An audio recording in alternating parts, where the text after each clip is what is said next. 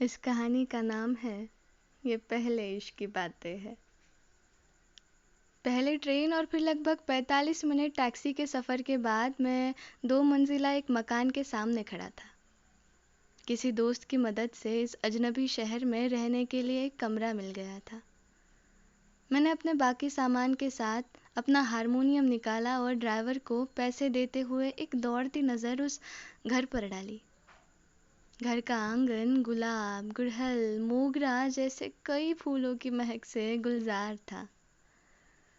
सफ़र से कपड़ों में जमाई सिलवटों को झाड़ते हुए मैंने अपने बाल ठीक किए और आगे बढ़कर घर की डोरबेल बजा दी।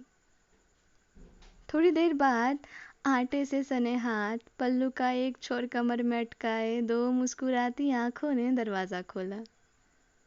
बढ़ती उम्र की कई निशानियों के बावजूद मेरे सामने खड़ी ये शख्स मुझे बेइंतहा खूबसूरत मालूम हो रही थी। पहली नज़र का प्यार जाने किस बला का नाम हो, मगर कहीं से काले, कहीं से सफ़ेद, कमर तक झूलते उस गूंथ की चोटी ने मुझे मंत्रमुग्ध कर दिया था। कुछ देर की खामोशी के बाद मेरा नाम मेरे कानों पर पड़ा तो मैंने खुद को लगभग संभालते हुए कहा, हाँ जी, मैं पुनीत हूँ। हाँ, रजनीश ने बताया तुम्हारे बारे में। तुम्हारा ऊपर का कमरा तैयार हो गया है, तुम आज से वहाँ रह सकते हो, उन्होंने कहा। मैं सामान लेकर सीढ़ियाँ चढ़ ही रहा था कि फिर आवाज़ आई, सुनो, तुम सफ़र से थक गए होंगे, हाथ मुंह धो लो, मैं खाना लगा देती हूँ। मैंने मुस्कुराकर आभार व्यक्त किया और अपने कमरे में आ गया। फ्रेश होकर मैं नीचे पहुंचा तो फारिदा खानूम की कोई गज़ल घर की खामोशी को भर रही थी। रेडियो के साथ गज़ल गुनगुनाते हुए वे खाना लगा रहे थे। मैं भी उनकी मदद करने लगा। खाने के बाद हम यूं ही थोड़ी देर बातें करते रहे। मैंने उन्हें बताया कि मैं संगीत में अपना करियर बनाना चाहता हूँ और इसीलिए यहाँ खुद को आजमाने आया हूँ। वे बोले, मुझे भी संगीत से बहुत जुड़ाव है और तुम्हें ये बात जानकर खुशी होगी कि हर महीने की 11 तारीख की शाम संगीत बद होती है। मेरे कई पुराने दोस्त यहाँ आते हैं, जिनमें से कोई गायक है, कोई संगीतकार है तो कोई वाद्य वादन की कला में निपुण है। तुम्हें उनका मार्गदर्शन बेशक बहुत लाभदायी होगा। ये सुनकर तो मेरी खुशी का ठिकाना ही नहीं रहा। लगा जैसे मैं सजदे में हूँ और वक्त ने मेरे पलकों पर सजे ख्वाबों को चूम लिया हो और सराबोर कर दिया हो मुझे अपनी मेहरबानियों से।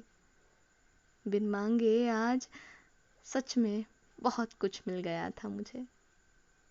अगले कई दिन शहर के रास्ते और उसके तौर तरीकों को समझने में जा रहे थे।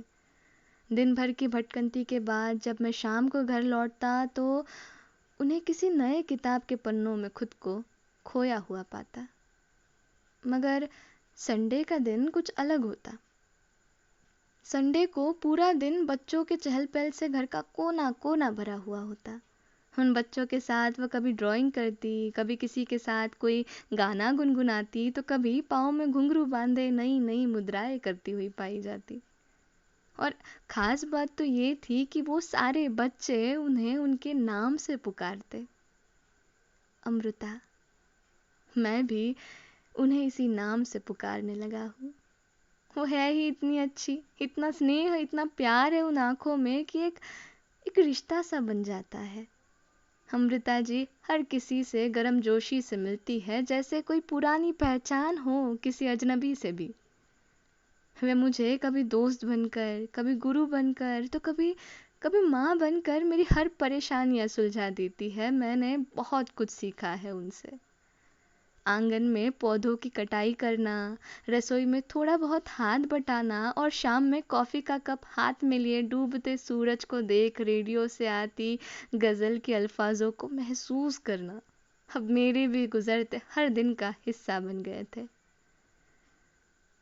मुझे यहाँ आकर करीबन 8-9 महीने हो गए हैं और इस महीने की ये 11 तारीख है, यानी कि महफिल वाली शाम। मगर हर बार की तरह इस बार कोई इंतज़ाम नहीं किया गया था। काफ़ी देर इंतज़ार करने के बाद आखिर मैंने अमृता जी से पूछ ही लिया कि क्या आज कोई नहीं आने वाला। वो कहीं जा रही थी शायद। मेरे सवाल पर हल्का सा मुस्कुराए और मुझे साथ चलने के लिए कहा।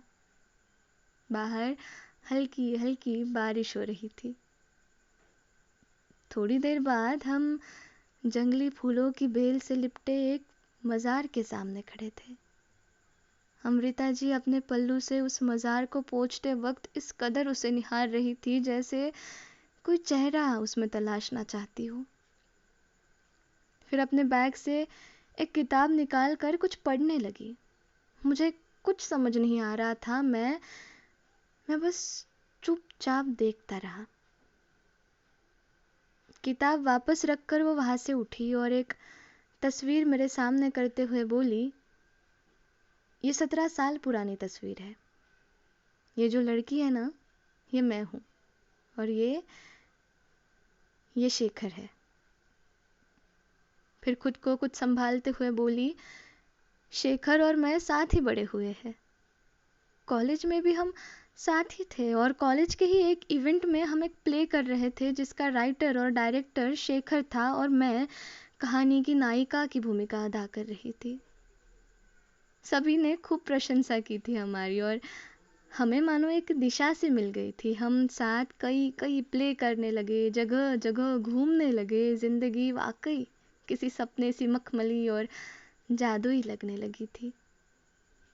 मगर फिर कुछ ऐसा हुआ कि मुझे सपनों का हाथ छुड़ाकर हकीकत का सामना करना पड़ा। शेखर मुझे छोड़कर हमेशा हमेशा के लिए चला गया। ये सब बताते वक्त अमृता जी बार बार अपनी आंखें पोंछ रही थी, मगर ये आंसू किसी जिद्दी बच्चे की तरह बार बार गालों को आ रहे थे। फिर गले में अटका सा कुछ अंदर लेते हुए वो बोली, तुम्हें पता है पुनीत, हम दोनों को ना पढ़ने का बहुत शौक था।